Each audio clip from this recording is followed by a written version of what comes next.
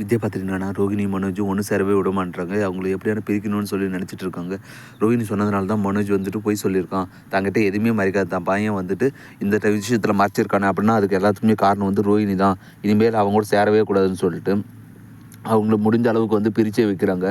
Office போனால் கூட வந்துட்டு ரோகிணி வந்து அனுப்ப மாட்டேன்றாங்க.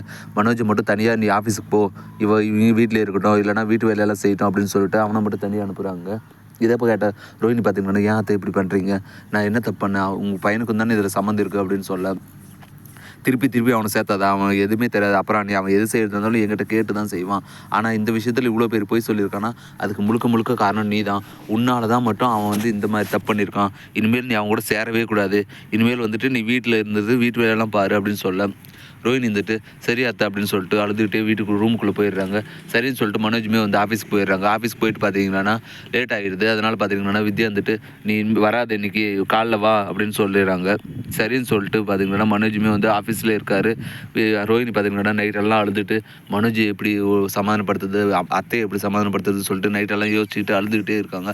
அதனால் பார்த்தீங்கன்னா காலைல எழுப்புனா கூட யாருமே எழுதுறதே இல்லை. மனோஜ் பார்த்தீங்கன்னா லேட்டாக ஆஃபீஸ்லேருந்து வராரு. வந்து பார்த்தீங்கன்னா குளிச்சுட்டு ஆஃபீஸ் போகணும்னு சொல்லிட்டு போயிட்டு கதவை திறக்கிறாங்க. ஆனால் வந்துட்டு ரோஹிணி வந்துட்டு கதவை திறக்கிறதே இல்லை. எவ்வளோ நேரம் தட்டியும் வந்து திறக்கிறதே இல்லை. உடனே வித்யா வந்துட்டு இன்னும் அவள் எந்திரிச்சு வெளியே வரலையா அப்படின்னு சொல்லிட்டு போய் தட்டை அதுக்கு ரோஹிணி வந்துட்டு திடீர்னு யாரும் தட்டுறாங்கன்னு சொல்லிட்டு எழுந்து வந்து கதவு திறக்கிறாங்க. எழுந்து வந்து பார்த்தீங்கன்னா ஏன் திடீர்னு தட்டுறீங்க அப்படின்னு கேட்க, ஏய் மணி 9 ஆச்சு, இன்னும் என்ன உனக்கு தூக்க வேண்டி கிடக்கு, நான் அந்த ஒன்று வீட்டு வேலையெல்லாம் கவனிக்க சொன்னல, போயிட்டு எழுந்து போய் பார்க்காம என்ன பண்ண இருக்க, இனிமேல் வந்து கதவு திறந்தே தான் இருக்கணும், நீ என்ன பண்ணுற ஏது பண்ணுறேன்னு நான் பார்த்துனே இருப்பேன் அப்படின்னு சொல்ல, ஏன் அத்தை நான் பண்ணது தப்பு தான், அதுக்காக என்னை ஏன் இப்படி தண்டிக்கிறீங்க அப்படின்னு சொல்லி ரோஹிணி கேட்க, நீ பண்ணது தப்பு தான் ஒத்துரு இல்லை, அப்போ நான் சொல்கிறதெல்லாம் செய், அது உனக்கு இஷ்டம் வந்தால் இரு, இல்லை கஷ்டமாக இருந்தால் நீ உங்கள் அப்பா வீட்டுக்கே போ அப்படின்னு சொல்லிட்டு ரோஹிணியை பார்த்தீங்கன்னா வித்யா வந்துட்டு ரொம்பவே மிரட்டுறாங்க.